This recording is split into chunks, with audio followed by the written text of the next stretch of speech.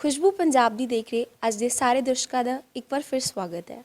ਮੈਂ ਹਾਂ ਤੁਹਾਡੀ ਆਪਣੀ ਸਿਮਰਜੀਤ ਕੌਰ ਤੇ ਇਸ ਸਮੇਂ ਆਪਾਂ ਬੈਠੇ ਹਾਂ ਸਰਬਜੀਤ ਸਿੰਘ ਮੱਕੜ ਜੀ ਦੇ ਘਰ। ਤੁਹਾਨੂੰ ਦੱਸ ਦਈਏ ਸਰਬਜੀਤ ਸਿੰਘ ਜੀ ਮੱਕੜ ਭਾਜਪਾ ਤੋਂ ਨੇ ਤੇ ਜਲੰਧਰ ਕੈਂਟ ਹਲਕੇ ਤੋਂ ਇਲੈਕਸ਼ਨਸ ਲੜ ਰਹੇ ਨੇ। ਇੱਕ ਬੜੀ ਇੰਗਲਿਸ਼ 'ਚ ਫੇਮਸ ਕੋਟੇਸ਼ਨ ਹੈ ਕਿ first impression is the last impression. ਅਗਰ ਮੈਂ ਇਹਨੂੰ ਬਹੁਤ ਹੀ ਸਿੰਪਲ ਲੈਂਗੁਏਜ 'ਤੇ ਦੱਸਾਂ, ਆਪਾਂ ਅਕਸਰ ਇੱਕ ਐਕਟਰ ਨੂੰ ਹਮੇਸ਼ਾ ਉਸੇ ਨਜ਼ਰੀਏ ਇੱਕ ਐਕਟਰ ਦੀ ਨਜ਼ਰ ਨਾਲ ਹੀ ਵੇਖਦੇ ਹਾਂ। ਉਸੇ ਤਰ੍ਹਾਂ ਆਪਾਂ ਇੱਕ ਪੋਲੀਟੀਸ਼ੀਅਨ ਨੂੰ ਵੀ ਹਮੇਸ਼ਾ ਇੱਕ ਪੋਲੀਟੀਸ਼ੀਅਨ ਦੇ ਨਜ਼ਰੀਏ ਨਾਲ ਹੀ ਵੇਖਦੇ ਹਾਂ। ਅੱਜ ਉਸ ਇੰਪ੍ਰੈਸ਼ਨ ਨੂੰ, ਉਸ ਨਜ਼ਰੀਏ ਨੂੰ ਵੱਖ ਰੱਖ ਕੇ ਆਪਾਂ ਸਰਬਜੀਤ ਸਿੰਘ ਮੱਕੜ ਜੀ ਦੇ ਨਾਲ ਗੱਲਬਾਤ ਕਰਾਂਗੇ। ਸਰਬਜੀਤ ਜੀ, ਤੁਹਾਡਾ ਖੁਸ਼ਬੂ ਪੰਜਾਬ ਦੀ ਦੇ ਵਿੱਚ ਬਹੁਤ-ਬਹੁਤ ਸਵਾਗਤ ਹੈ। ਬਹੁਤ ਮਿਹਰਬਾਨੀ ਜੀ, ਧੰਨਵਾਦ ਜੀ ਤੁਹਾਡਾ ਆਉਣ ਦਾ। ਸਭ ਤੋਂ ਪਹਿਲਾਂ ਤੁਸੀਂ ਇਹ ਦੱਸੋ ਕਿ ਤੁਹਾਡੀ ਫੈਮਿਲੀ ਵਿੱਚ ਕੌਣ-ਕੌਣ ਹੈ? ਫੈਮਿਲੀ ਸਾਡੀ ਕਾਫੀ ਵੱਡੀ ਹੈ ਜੀ। ਮੇਰੇ 3 ਬੇਟੇ ਨੇ ਤੇ ਮੇਰੀ ਹਾਊਸ ਵਾਈਫ ਆ। ਤੁਸੀਂ ਇੱਕ ਬਿਜ਼ਨਸਮੈਨ ਸੀ ਤੇ ਉਹ ਬਿਜ਼ਨਸਮੈਨ ਤੋਂ ਤੁਸੀਂ ਪੋਲਿਟਿਕਸ ਵਿੱਚ ਆਏ। ਇਹ ਤੁਹਾਡਾ ਜਿਹੜਾ ਸਫ਼ਰ ਹੈ ਬਿਜ਼ਨਸ ਤੋਂ ਪੋਲਿਟਿਕਸ ਦੇ ਵਿੱਚ ਆਉਣ ਦਾ, ਇਹ ਕਿਹੋ ਜਿਹਾ ਰਿਹਾ? ਬਹੁਤ ਵਧੀਆ ਰਿਹਾ ਜੀ। ਮੈਂ ਜਿੰਨੀ ਸਮੇਂ ਤੋਂ ਸਟਾਰਟ ਕੀਤਾ ਸੀ ਉਹਦੇ ਵਿੱਚ ਲੋਕਾਂ ਦੀ ਬਹੁਤ ਸੇਵਾ ਕਰ ਸਕਿਆ ਤੇ ਦਿਲ ਨੂੰ ਖੁਸ਼ੀ ਮਿਲਦੀ ਸੀ ਸੇਵਾ ਕਰਕੇ। ਪਹਿਲਾਂ NGO ਤੌਰ ਤੇ ਸੇਵਾ ਕਰਦੇ ਸੀ ਬਿਜ਼ਨਸ ਦੇ ਨਾਲ ਨਾਲ, ਤੇ ਪੋਲੀਟੀਕਲ ਲਾਈਨ ਦੇ ਵਿੱਚ ਇਹਨਾਂ ਪਾਰਟੀਆਂ ਨੇ ਇਨਵਾਈਟ ਕੀਤਾ। ਅਸੀਂ ਆਪਣੇ ਸ਼ੌਂਕ ਨਾਲ, ਆਪਣੇ ਪਿਆਰ ਨਾਲ ਇਸ ਲਾਈਨ ਦੇ ਵਿੱਚ ਆਏ। ਸਰਬਜੀਤ ਜੀ, ਤੁਸੀਂ ਪਹਿਲਾਂ ਅਕਾਲੀ ਦਲ 'ਚ ਸੀ। ਇਸ ਵਾਰ 2022 ਦੇ ਜਿਹੜੇ ਚੋਣ ਨੇ ਉਹ ਤੁਸੀਂ ਭਾਜਪਾ ਸਰਕਾਰ ਵੱਲੋਂ ਲੜ ਰਹੇ ਹੋ।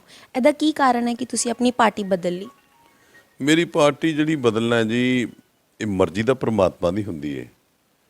ਪਰ ਲੇਕਿਨ ਜਿਵੇਂ ਸ਼੍ਰੋਮਣੀ ਅਕਾਲੀ ਦਲ ਦੇ ਵਿੱਚ ਲਗਾਤਾਰ ਮੈਂ ਸਰਦਾਰ ਪ੍ਰਕਾਸ਼ ਸਿੰਘ ਬਾਦਲ ਜੀ ਦੇ ਨਾਲ ਜੁੜ ਕੇ ਰਿਹਾ। ਇਸ ਵਾਰ ਮੈਂ ਕੈਂਟ ਹਲਕੇ ਦੀ ਲਗਾਤਾਰ 6 ਸਾਲ ਸੇਵਾ ਦੇ ਵਿੱਚ ਸੀ ਤੇ ਮੇਰੀ ਇਹਨਾਂ ਨੇ ਟਿਕਟ ਬਦਲ ਦਿੱਤੀ। ਮੈਨੂੰ ਪਸੰਦ ਨਹੀਂ ਆਇਆ ਕਿ ਨਵੇਂ ਬੰਦੇ ਕਾਂਗਰਸ ਵਿੱਚੋਂ ਲਿਆ ਕੇ ਤੁਸੀਂ ਫਰੇਮ ਕਰਦੇ ਹੋ, ਤੇ ਇਸ ਕਰਕੇ ਫਿਰ ਮੈਂ ਉੱਦਾਂ ਵੀ ਮੈਂ ਭਾਰਤੀ ਜਨਤਾ ਪਾਰਟੀ ਨੂੰ ਲਾਈਕ ਕਰਦਾ ਸੀ due to Shri Narendra Modi ji prime minister ਸਾਹਿਬ, ਜਿਹੜੇ ਨੇ ਬੜੀ ਵੱਡੀ ਉਹਨਾਂ ਦੀ ਹੋਂਦ ਆ। ਤੇ ਤੁਸੀਂ ਦੇਖੋ 7 ਸਾਲਾਂ 'ਚੋਂ ਕੰਟਰੀ ਨੂੰ ਕਿੱਥੇ ਲੈ ਗਏ ਨੇ। ਉਸ ਬੰਦੇ ਦੇ ਮਗਰ ਜਾਣਾ ਚਾਹੀਦਾ ਜਿਹੜਾ ਦੇਸ਼ ਲਈ ਕੁਛ ਕਰੇ, ਪੰਜਾਬ ਲਈ ਕੁਛ ਕਰੇ, ਪੰਜਾਬੀਅਤ ਲਈ ਕੁਛ ਕਰੇ। ਤੇ ਮੈਂ ਲਾਈਕ ਕੀਤਾ ਕਿ ਜੇ ਮੈਂ ਪਾਰਟੀ ਜਾਣਾ ਤਾਂ ਰਾਸ਼ਟਰੀ ਪਾਰਟੀ ਜਾਣਾ, ਭਾਰਤੀ ਜਨਤਾ ਪਾਰਟੀ ਚੁਣੀ। ਲੋਕਾਂ ਵਿੱਚ ਕਿਸਾਨੀ ਖੇਤਾਂ ਨੂੰ ਲੈ ਕੇ ਇੱਕ ਰੋਸ ਦੇਖਿਆ ਗਿਆ। ਕੀ ਤੁਸੀਂ ਵੀ ਇਹੋ ਜਿਹਾ ਕੋਈ ਐਕਸਪੀਰੀਅੰਸ ਕੀਤਾ ਲੋਕਾਂ ਵੱਲੋਂ ਰੋਸ, ਆਪਣੀ ਕੈਂਪੇਨਿੰਗ ਕਰਦੇ ਜਾਂ ਡੋਰ ਟੂ ਡੋਰ ਜਿਹੜਾ ਤੁਸੀਂ ਲੋਕਾਂ ਦੇ ਵਿੱਚ ਵਿਚਰੇ ਹੋ? ਨਹੀਂ, ਮੇਰਾ ਇਸ ਹਲਕੇ ਦੇ ਵਿੱਚ ਬਹੁਤ ਵੱਡਾ ਰਿਲੇਸ਼ਨ ਹੈ, ਰਹੇਗਾ। ਕਿਉਂਕਿ ਕੈਂਟ ਹਲਕੇ ਦੇ ਵਿੱਚ ਲਗਾਤਾਰ ਕਿਸਾਨੀ ਦਾ ਜਦੋਂ ਦੌਰ ਸ਼ੁਰੂ ਹੋਇਆ ਜਾਂ ਸਾਰੇ ਪੰਜਾਬ 'ਚ ਹੋਇਆ ਜਾਂ ਦੇਸ਼ 'ਚ ਹੋਇਆ, ਮੈਂ ਕਿਸਾਨਾਂ ਦੇ ਨਾਲ ਸਹਿਮਤੀ ਪ੍ਰਗਟਾਉਂਦਾ ਸੀ ਕਿ ਤੁਹਾਡੇ ਕਾਨੂੰਨ ਵਾਪਸ ਹੋਣੇ ਚਾਹੀਦੇ ਨੇ। ਮੋਦੀ ਸਾਹਿਬ ਨੇ ਕਾਨੂੰਨ ਵਾਪਸ ਲੈ ਲਏ, ਪਰ ਇਹ ਪ੍ਰੋਟੈਸਟ ਚੱਲਦਾ ਰਿਹਾ। ਪਰ ਅਜੇ ਵੀ ਮੈਂ ਕਹਿ ਸਕਦਾ ਕਿ ਕਿਸਾਨ ਅਜੇ ਵੀ ਰਿਲੈਕਸ ਨਹੀਂ ਹੋਏ। ਉਹਨਾਂ ਦੇ ਮਨ 'ਚ ਇੱਕੋ ਗੱਲ ਆ ਗਈ ਕਿ 1 ਸਾਲ ਹੋ ਗਿਆ ਸਾਨੂੰ ਸੜਕਾਂ 'ਤੇ ਬੈਠਿਆਂ ਤੇ ਸਾਲ ਬਾਅਦ ਸਾਡਾ ਫੈਸਲਾ ਹੋਇਆ, ਸਾਨੂੰ ਨਾਰਾਜ਼ਗੀ, ਅਜੇ ਨਾਰਾਜ਼ ਹੈਗੇ ਨੇ ਉਹ। ਤੇ ਇਹ ਨਾਰਾਜ਼ਗੀ ਦੂਰ ਕਰਨ ਲਈ ਭਾਜਪਾ ਸਰਕਾਰ ਨੇ ਕੀ ਕੀਤਾ? ਭਾਜਪਾ ਸਰਕਾਰ ਨੇ ਪਹਿਲਾਂ ਤਾਂ ਉਹਨਾਂ ਦੀ ਮੰਗ ਇੱਥੇ ਤੱਕ ਸੀ ਸਾਰੇ ਕਾਨੂੰਨ ਵਾਪਸ ਲਵੋ। ਫਿਰ ਉਹਨਾਂ ਦੀ ਮੰਗ ਸੀ ਕਿ ਜਿਹੜਾ 700 ਇਨਸਾਨ ਉੱਥੇ ਐਕਸਪਾਇਰ ਹੋ ਗਿਆ ਉਹਨਾਂ ਨੂੰ ਕੰਪਲਸੇਟ ਕਰੋ। ਪਰ ਉਹ ਸਾਰਾ ਕਰਨਾ ਸੀ ਇਨ ਦਾ ਮਹੀਨੇ ਦੌਰਾਨ ਇਲੈਕਸ਼ਨ ਆ ਗਈ। ਜਾਂ ਇੱਕ ਵਾਰੀ ਮੋਦੀ ਸਾਹਿਬ ਨੇ ਪੈਕੇਜ ਦੇਣ ਆਏ, ਉਹ ਕਾਂਗਰਸ ਪਾਰਟੀ ਨੇ ਡਿਸਟਰਬ ਕਰਤਾ। ਪਰ ਲੇਕਿਨ ਇਹ ਸਾਰਾ ਕੁਝ ਹੋਵੇਗਾ, ਜੁੜਾਂਗੇ। ਜਿਸ ਤਰੀਕੇ ਨਾਲ ਪਿਆਰ ਹੈ ਉਸੇ ਤਰੀਕੇ ਨਾਲ ਪਿਆਰ ਰੱਖਾਂਗੇ। ਕਿਸਾਨਾਂ ਦੇ ਤੇ ਸਰਦਾਰਾਂ ਦੇ ਨੁਮਾਇੰਦੇ ਬਣ ਕੇ ਪੂਰੀ ਸੇਵਾ ਕਰਾਂਗੇ ਤੇ ਜੋ ਲੋੜ ਪਈ ਨਰਿੰਦਰ ਮੋਦੀ ਜੀ ਕੋਲ ਲੈ ਕੇ ਦੇਵਾਂਗੇ। ਸਰਬਜੀਤ ਜੀ, ਚੁਣਾਵੀ ਦੰਗਲ ਦੇ ਵਿੱਚ ਸਰਬਜੀਤ ਸਿੰਘ ਮੱਕੜ ਨੂੰ ਸਭ ਤੋਂ ਜ਼ਿਆਦਾ ਜਿਹੜਾ ਕੰਪੀਟੀਸ਼ਨ ਹੈ ਉਹ ਕਿੰਨੇ ਦਿੱਤਾ? ਇਹ ਕੰਪੀਟੀਸ਼ਨ ਦਾ ਤਾਂ ਪਤਾ ਲੱਗਣਾ ਜੀ 10 ਤਰੀਕ ਨੂੰ। ਅੱਜ ਮੈਂ ਕੰਪੀਟੀਸ਼ਨ ਕਹਿ ਦੇਵਾਂ, ਮੇਰਾ ਉਹਨੇ ਸਤਿਕਾਰ ਕੀਤਾ ਹੋਵੇ ਤੇ ਮੈਂ ਫਿਰ ਕਿਸੇ ਦੀ ਨਿੰਦਿਆ ਕਰ ਰਿਹਾ। ਇਹ ਹੁਣ ਜਦੋਂ ਇਲੈਕਸ਼ਨਾਂ ਦੀ ਗਿਣਤੀ ਹੋਣੀ ਹੈ, ਬੂਥ ਵਾਈਜ਼ ਹੋਣੀ ਹੈ, ਬੂਥ ਵਾਈਜ਼ ਰਿਜ਼ਲਟ ਸਾਹਮਣੇ ਆ ਜਾਣਗੇ ਕਿ ਪਿੰਡਾਂ ਨੇ ਕੀ ਕੀਤਾ ਤੇ ਸ਼ਹਿਰਾਂ ਨੇ ਕੀ ਕੀਤਾ। ਜਿੱਦਾਂ ਇੱਕ ਬੱਚਾ ਸਕੂਲ ਦੇ ਵਿੱਚ ਪੇਪਰ ਦੇ ਕੇ ਆਉਂਦਾ ਹੈ ਤਾਂ ਉਹਨੂੰ ਡਰ ਲੱਗਦਾ ਹੈ ਕਿ ਪਤਾ ਨਹੀਂ ਕਿੱਦਾਂ ਦਾ ਮੇਰਾ ਰਿਜ਼ਲਟ ਆਏਗਾ, ਤੇ ਉਹ ਉਡੀਕ ਕਰਦਾ ਹੈ ਕਿ ਜਲਦੀ ਜਲਦੀ ਉਹਦਾ ਰਿਜ਼ਲਟ ਆਵੇ ਤਾਂ ਉਹਨੂੰ ਪਤਾ ਲੱਗੇ ਕਿ ਜੋ ਉਹਨੇ ਮਿਹਨਤ ਕੀਤੀ ਉਹਦਾ ਉਹਨੂੰ ਕੀ ਫਲ ਮਿਲਿਆ। ਜਿੱਦਾਂ ਜਿੱਦਾਂ ਦਿਨ ਜਾ ਰਹੇ ਨੇ ਉੱਦਾਂ ਉੱਦਾਂ ਜਿਹੜਾ ਸਾਡਾ ਰਿਜ਼ਲਟ ਡੇਟ ਹੈ 10 ਮਾਰਚ ਉਹ ਨੇੜੇ ਆ ਰਹੀ ਹੈ। ਕੀ ਤੁਹਾਨੂੰ ਡਰ ਲੱਗ ਰਿਹਾ? ਨਹੀਂ, ਇਹ ਨਹੀਂ ਕੋਈ ਡਰ ਵਾਲਾ ਕੰਮ ਹੁੰਦਾ ਜੀ। ਇਹ ਸਿਆਸਤ ਆ। ਅੱਜ ਤਾਂ 5 ਪਾਰਟੀਆਂ ਨੇ, ਕਿਸੇ ਨੂੰ ਪਤਾ ਨਹੀਂ ਕਿ ਕਿੰਨੇ ਜਿੱਤਣਾ ਕਿੰਨੇ ਹਾਰਨਾ ਹੈ। ਹਾਂ, ਕੈਂਡੀਡੇਟ ਨੂੰ ਪਤਾ ਹੁੰਦਾ ਮੈਂ ਜਿੱਤਣਾ। ਅਸੀਂ ਵਾਅਦੇ ਨਾਲ ਕਰ ਸਕਦੇ ਹਾਂ ਕਿ ਜਿਵੇਂ ਸਾਡਾ ਲੋਕਾਂ ਨਾਲ ਪਿਆਰ ਸੀ, ਲੋਕ ਸਾਨੂੰ ਜਿਤਾਣਗੇ। ਭਾਰਤੀ ਜਨਤਾ ਪਾਰਟੀ ਦੀ ਬਹੁਤ ਵੱਡੀ ਵੇਬ ਵੀ ਹੈ, ਮੋਦੀ ਸਾਹਿਬ ਦਾ ਇੱਕ ਨਿਸ਼ਾਨ ਵੀ ਹੈ, ਕਮਲ ਦਾ ਫੁੱਲ। ਮੇਰੇ ਕਹਿਣ ਦਾ ਮਕਸਦ ਇਹਨੂੰ ਲੋਕਾਂ ਨੇ ਅਜਾਇਆ ਨਹੀਂ ਛੱਡਣਾ। ਠੀਕ ਹੈ, ਕੋਈ ਸੀਟਾਂ ਸਾਨੂੰ ਘੱਟ ਮਿਲਣੀਆਂ ਨੇ, ਇਹ ਥੋੜ੍ਹਾ ਹੁਣ 100 ਅੱਗੇ 23 ਸੀਟਾਂ ਦੇ ਇਲੈਕਸ਼ਨ ਲੜਦੇ ਸੀ, ਹੁਣ ਅਲਾਇੰਸ ਦੇ ਨਾਲ 117 ਦੇ 17 ਦੇ ਲੜੀਏ, ਪਰ 73 ਸੀਟਾਂ ਭਾਰਤੀ ਜਨਤਾ ਪਾਰਟੀ ਨੇ ਲੜੀਆਂ ਨੇ। ਕੋਈ ਗੱਲ ਨਹੀਂ, ਜੇ ਕੋਈ ਜੋ ਲੋਕਾਂ ਦਾ ਫਤਵਾ ਆਵੇ ਉਹ ਅਸੀਂ ਮਾਨ ਸਤਿਕਾਰ ਨਾਲ ਮੰਨਣਾ ਹੁੰਦਾ ਅਤੇ ਉਹਦੇ ਮੁਤਾਬਕ ਅੱਗੋਂ ਤੁਰਨਾ ਹੁੰਦਾ। ਇਹ ਨਹੀਂ ਹੁੰਦਾ ਕਿ ਅਸੀਂ ਕਹੀਏ ਜੀ ਕਿਸੇ ਗੱਲੋਂ ਕੋਈ ਗੱਲ ਐਸੀ ਹੋ ਗਈ ਅਤੇ ਅਸੀਂ ਨਿਰਾਸ਼ ਹੋ ਗਏ। ਅਸੀਂ ਨਿਰਾਸ਼ ਨਹੀਂ ਹੋਣਾ ਹੁੰਦਾ, ਲੋਕ ਨਿਰਾਸ਼ ਹੋਏ ਮਨਾਣੇ ਹੁੰਦੇ ਨੇ। ਲੋਕੀ ਇਸ ਵਾਰ ਕਹਿਣ ਤੋਂ ਕਤਰਾ ਰਹੇ ਨੇ ਕਿ ਪੰਜਾਬ ਵਿੱਚ ਕਿਹੜੀ ਸਰਕਾਰ ਦੀ ਸਪਸ਼ਟ ਬਹੁਮਤ ਆਏਗੀ। ਇਹ ਵੀ ਚਰਚਾ ਦੇ ਵਿੱਚ ਹੈ ਕਿ ਸ਼ਾਇਦ ਅਕਾਲੀ ਦਲ ਤੇ ਭਾਜਪਾ ਜਿਹੜੀ ਹੱਥ ਜੋੜ ਲੇ ਦੁਆਲਾ। ਅਮਿਤ ਸ਼ਾਹ ਤੇ ਮਜੀਠੀਆ ਜੀ ਵੱਲੋਂ ਵੀ ਇਸ ਵੱਲ ਇਸ਼ਾਰਾ ਕੀਤਾ ਗਿਆ ਹੈ। ਇਸ ਨੂੰ ਤੁਸੀਂ ਕਿਸ ਤਰ੍ਹਾਂ ਵੇਖਦੇ ਹੋ? ਮੌਕੇ ਦੀ ਪਸੰਦ ਹੈ ਜੀ, ਮੌਕੇ ਦੀ ਲੋੜ ਹੈ ਜੀ। ਜਿਹੜੀਆਂ ਇਹ ਪਾਰਟੀਆਂ ਹੁੰਦੀਆਂ ਇਹ ਇਲੈਕਸ਼ਨ ਲੜਦੀਆਂ, ਬੜੇ ਜੋਸ਼ ਨਾਲ ਲੜਦੀਆਂ, ਪਰ ਲੇਕਿਨ ਜਦੋਂ ਬਹੁਮਤ ਨਹੀਂ ਕਿਸੇ ਨੂੰ ਮਿਲਣੀ ਫਿਰ ਉਹਦੇ ਵਿੱਚ ਕੋਈ ਵੀ ਫੈਸਲਾ ਕਿਸੇ ਵੇਲੇ ਵੀ ਮੁਮਕਿਨ ਹੋ ਸਕਦਾ ਹੈ। ਨਾ ਹੋਇਆ ਤਾਂ ਫਿਰ ਹੰਗ ਸਰਕਾਰ ਹੋ ਜਾਏਗੀ। ਹੰਗ ਸਰਕਾਰ ਹੋਏਗੀ ਤੇ ਉਹ ਵੀ ਫੇਸ ਕੀਤੀ ਜਾਏਗੀ, ਉਹਦੇ ਨਾਲ ਵੀ ਕੰਮ ਕੀਤਾ ਜਾਏਗਾ। ਜਿਹੜੀ ਤੁਹਾਨੂੰ ਇਲੈਕਸ਼ਨਸ ਦੇ ਵਿੱਚ ਇੰਨੀ ਭੱਜ ਦੌੜ ਕੀਤੀ, ਉਹਦੀ ਤੁਹਾਨੂੰ ਥਕਾਵਟ ਹੋਈ, ਉਸ ਨੂੰ ਤੁਸੀਂ ਕਿਵੇਂ ਦੂਰ ਕੀਤਾ? ਨਹੀਂ, ਸਾਡੀ ਰੂਟੀਨ ਆ। ਅੱਗੇ ਇਲੈਕਸ਼ਨ ਆਉਂਦੀ ਸੀ, 15-20 ਦਿਨ ਲੋਕਾਂ ਨੇ ਜਾਣਾ, ਕਹਿਣਾ ਜੀ ਅਸੀਂ ਇਲੈਕਸ਼ਨ ਲੜ ਰਹੇ ਹਾਂ। ਹੁਣ ਤਾਂ ਐਵਰੀ ਡੇ ਹਲਕੇ ਦੇ ਵਿੱਚ ਜਾਣਾ ਹੁੰਦਾ ਜੀ। ਹਰ ਬੰਦੇ ਦੀ ਸਮੱਸਿਆ, ਹਰ ਬੰਦੇ ਦਾ ਦੁੱਖ, ਹਰ ਬੰਦੇ ਦਾ ਸੁੱਖ ਜਿਹੜਾ ਜਿੱਥੇ ਜਾ ਕੇ ਹਾਜ਼ਰੀ ਭਰਨੀ ਹੁੰਦੀ ਹੈ ਜੀ, ਉਨਾ ਹੀ ਟਾਈਮ ਲੱਗਦਾ। ਐਵੇਂ 2 ਘੰਟੇ ਦਾ ਫਰਕ ਹੈ, 3 ਘੰਟੇ ਦਾ ਫਰਕ ਹੈ। ਜਿਹੜਾ ਟੈਂਸ ਹੋ ਕੇ ਅਸੀਂ ਲੜਦੇ ਹਾਂ ਉਹ ਅਸੀਂ ਰਿਲੈਕਸ ਹੋ ਕੇ ਜਾਂਦੇ ਹਾਂ। ਪਰ ਲੇਕਿਨ ਮੈਂ ਤਾਂ ਰਿਲੈਕਸ ਹੋ ਕੇ ਸਾਰੀ ਚੋਣ ਲੜੀ ਹੈ। ਮੈਂ ਕਦੀ ਮਨ 'ਤੇ ਬੋਝ ਨਹੀਂ ਲਿਆ ਕਿ ਕੀ ਹੋਊਗਾ ਕੀ ਨਹੀਂ ਹੋਊਗਾ। ਸੱਚੇ ਪਾਤਸ਼ਾਹ ਅੱਗੇ ਅਰਦਾਸ ਕਰੀ ਦੀ ਹੈ ਅਤੇ ਆਪਣੀ ਇਲੈਕਸ਼ਨ 'ਤੇ ਤੁਰ ਪਈ ਦਾ। ਇਲੈਕਸ਼ਨ ਲੜ ਕੇ ਘਰ ਆ ਗਏ ਹਾਂ ਅਤੇ ਪਰਮਾਤਮਾ ਕਿਰਪਾ ਕਰੇਗਾ। 10 ਤਰੀਕ ਨੂੰ ਗਿਣਤੀ 'ਚ ਸਾਰਾ ਕੁਝ ਪਤਾ ਲੱਗ ਜਾਣਾ ਜੀ, ਕੋਈ ਟੈਂਸ ਨਹੀਂ। ਸਰਬਜੀਤ ਜੀ, ਕੋਈ ਇਹੋ ਜਿਹਾ ਇਨਸੀਡੈਂਸ ਤੁਹਾਡੇ ਨਾਲ ਹੋਇਆ ਹੋਵੇ ਜੋ ਤੁਸੀਂ ਅੱਜ ਵੀ ਯਾਦ ਕਰੋ ਅਤੇ ਤੁਹਾਡੇ ਚਿਹਰੇ 'ਤੇ ਇੱਕ ਬੜੀ ਨਿੰਮੀ ਜਿਹੀ ਮੁਸਕਰਾਹਟ ਲੈ ਕੇ ਆਉਂਦਾ ਹੋਵੇ?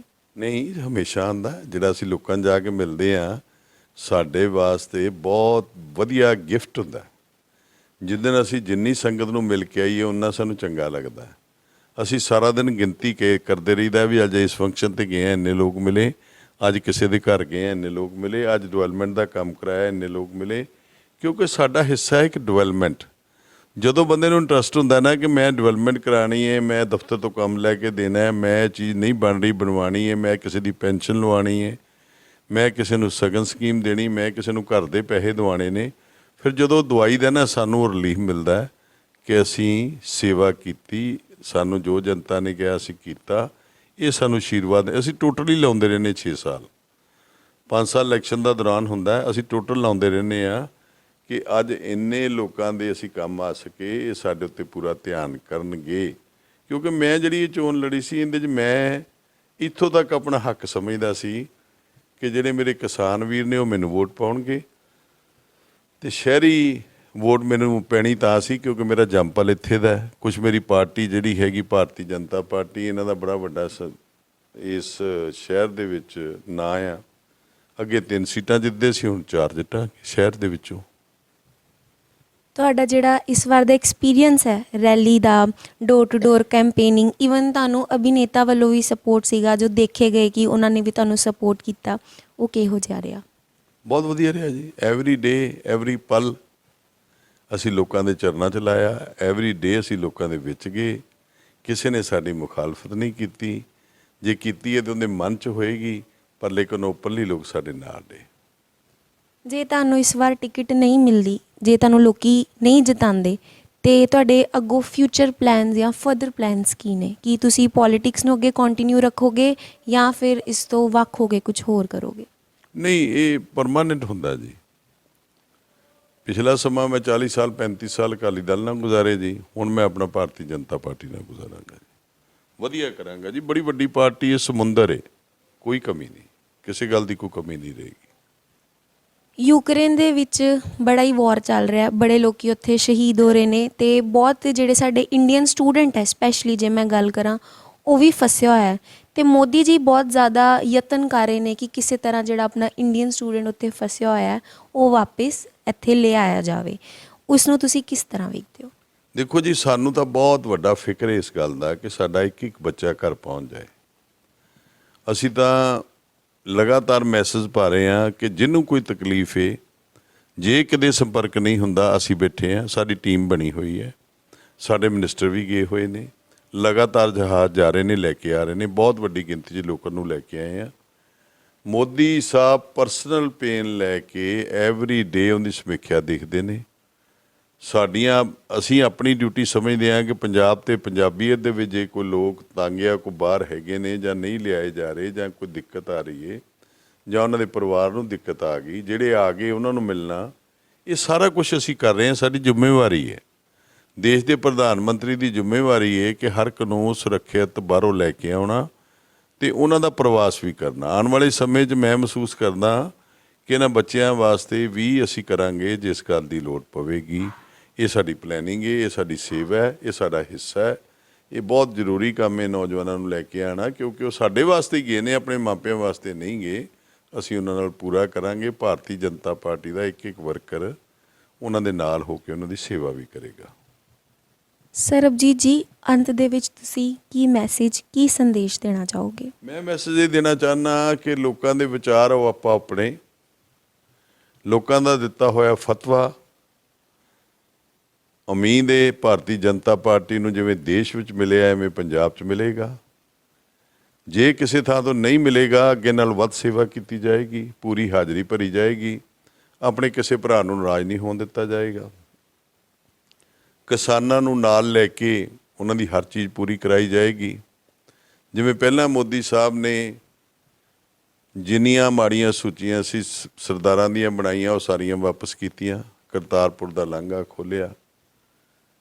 ਜੋ ਵੀ ਸਮੱਸਿਆ ਪੁਰਾਣੀ ਸੀ, ਜਿਵੇਂ ਦਰਬਾਰ ਸਾਹਿਬ ਦੇ ਉੱਤੇ ਅਟੈਕ ਹੋਇਆ ਜਾਂ ਦਿੱਲੀ ਦੇ ਵਿੱਚ ਲੋਕਾਂ ਨੇ ਦੁਰਗਤੀ ਕੀਤੀ, ਲੋਕਾਂ ਨੂੰ ਜਾਨੋਂ ਮੁਕਾਇਆ, ਉਹਨਾਂ ਦੇ ਕੇਸ ਚਲਵਾਏ ਕਿਉਂਕਿ ਉਹਦੇ ਵਿੱਚ ਪੋਲੀਟੀਕਲ ਇਨਵੋਲਵਮੈਂਟ ਸੀ ਦੂਸਰੀ ਪਾਰਟੀ ਦੀ, ਪਰ ਲੇਕਿਨ ਉਹਨਾਂ ਨੇ ਕਿਸੇ ਗੱਲ ਦਾ ਨਹੀਂ ਕੀਤਾ, ਲੋਕਾਂ ਦੀ ਸੁਣਵਾਈ ਕਰਤੇ ਸੇਵਾ ਕੀਤੀ। ਹਰ ਤਰ੍ਹਾਂ ਦਾ ਕੰਮ ਸਿੱਖ ਕੌਮ ਲਈ ਜਿਹੜਾ ਸਾਹਮਣੇ ਆਇਆ ਕੀਤਾ। ਜੇ ਕਿਸਾਨੀ ਦਾ ਕਾਨੂੰਨ ਬਣਾਇਆ ਸੀ, ਕਿਸਾਨਾਂ ਦੇ ਹੱਕ ਦਾ ਬਣਾਇਆ ਸੀ, ਜੇ ਨਹੀਂ ਸਮਝ ਉਹਨਾਂ ਦੇ ਆਇਆ ਤੇ ਮੋਦੀ ਸਾਹਿਬ ਨੇ ਮਾਫੀ ਮੰਗ ਕੇ ਵਾਪਸ ਕੀਤਾ। ਇਹ ਮਾਫੀ ਲਫ਼ਜ਼ ਬਹੁਤ ਵੱਡਾ ਲਫ਼ਜ਼ ਹੈ। ਅੱਗੇ ਕਦੀ ਕਿਸੇ ਪ੍ਰਾਈਮ ਮਿਨਿਸਟਰ ਨੇ ਜਿਵੇਂ ਬਲੂ ਸਟਾਰ ਕੀਤਾ ਸੀ ਤਾਂ ਵੀ ਨਹੀਂ ਮਾਫੀ ਮੰਗੀ, ਜੇ ਕੋਈ ਗਲਤੀ ਹੋ ਗਈ ਤਾਂ ਵੀ ਨਹੀਂ ਮੰਗੀ। ਪਰ ਮੋਦੀ ਸਾਹਿਬ ਬਹੁਤ ਵੱਡੇ ਇਨਸਾਨ ਨੇ, ਉਹਨਾਂ ਦੀ ਟੀਮ ਬਹੁਤ ਵੱਡੀ ਹੈ। ਜਿਵੇਂ ਨਿਮਰਤਾ ਨਾਲ ਉਹ ਕੰਮ ਕਰ ਰਹੇ ਨੇ, ਉਸ ਤੋਂ ਵੱਧ ਕੰਮ ਕਰਕੇ ਅਸੀਂ ਦਿਖਾਵਾਂਗੇ ਅਤੇ ਲੋਕਾਂ ਦਾ ਮਨ ਜਿੱਤਾਂਗੇ। ਅਤੇ ਲੋਕਾਂ ਤੋਂ ਇਸ ਗੱਲ ਦੀ ਆਸ ਰੱਖਦੇ ਹਾਂ ਕਿ ਉਹ ਸਾਡੇ ਨਾਲ ਹਰ ਤਰ੍ਹਾਂ ਦਾ ਸੰਬੰਧ ਰੱਖਣ, ਕਿਸੇ ਦੇ ਬਹਿਕਾਵੇ 'ਚ ਨਾ ਆਉਣ। ਕਿਸਾਨ ਵੀਰ ਬਿਲਕੁਲ ਮੋਦੀ ਸਾਹਿਬ ਨੂੰ, ਉਹਨਾਂ ਦੀ ਸਰਕਾਰ ਨੂੰ ਆਪਣਾ ਸਮਝੇ, ਕੋਈ ਫਰਕ ਨਾ ਸਮਝੇ। ਜਿੰਨੀਆਂ ਚੀਜ਼ਾਂ ਤੁਹਾਨੂੰ ਨਜ਼ਰ ਆਉਂਦੀਆਂ ਕਿ ਠੀਕ ਨਹੀਂ, ਸਾਡੇ ਤੱਕ ਪਹੁੰਚਾਓ, ਅਸੀਂ ਤੁਹਾਡੀਆਂ ਪਹੁੰਚਾ ਕੇ ਡੈਪੂਟੇਸ਼ਨਾਂ ਦੇ ਵਿੱਚ ਹਰ ਚੀਜ਼ ਨੂੰ ਕਲੀਅਰ ਕਰਾਵਾਂਗੇ ਅਤੇ ਹਰ ਤਰ੍ਹਾਂ ਦਾ ਜੋ ਇੱਕ ਲੈ ਕੇ ਦੇਣ ਵਾਲਾ ਸੈਂਟਰ ਸਰਕਾਰ ਕੋਲ ਲੈ ਕੇ ਦਿਆਂਗੇ। ਸਰਬਜੀਤ ਜੀ, ਤੁਹਾਡਾ ਬਹੁਤ ਬਹੁਤ ਧੰਨਵਾਦ, ਤੁਸੀਂ ਸਾਨੂੰ ਆਪਣਾ ਕੀਮਤੀ ਸਮਾਂ ਦਿੱਤਾ। ਅੱਜ ਆਪਾਂ ਤੁਹਾਡੇ ਨਾਲ ਗੱਲ ਕੀਤੀ ਹੈ ਪੋਲੀਟਿਕਸ ਨੂੰ ਵੱਖ ਰੱਖ ਕੇ, ਬਹੁਤ ਹੀ ਪਰਸਨਲ ਲੈਵਲ 'ਤੇ ਤੁਹਾਨੂੰ ਆਪਾਂ ਜਾਣਨ ਦੀ ਅੱਜ ਕੋਸ਼ਿਸ਼ ਕੀਤੀ ਹੈ। ਇਹ ਸੀ ਸਾਡੀ ਗੱਲਬਾਤ ਸਰਬਜੀਤ ਸਿੰਘ ਮੱਕੜ ਜੀ ਦੇ ਨਾਲ। ਹੁਣ ਮੈਨੂੰ ਦਿਓ ਇਜਾਜ਼ਤ। ਸਹਿਯੋਗੀ ਅਮਿਤ, ਮੈਂ ਹਾਂ ਸਿਮਰਜੀਤ ਕੌਰ। ਦੇਖਦੇ ਰਹੋ ਖੁਸ਼ਬੂ ਪੰਜਾਬ ਦੀ ਨਿਊਜ਼।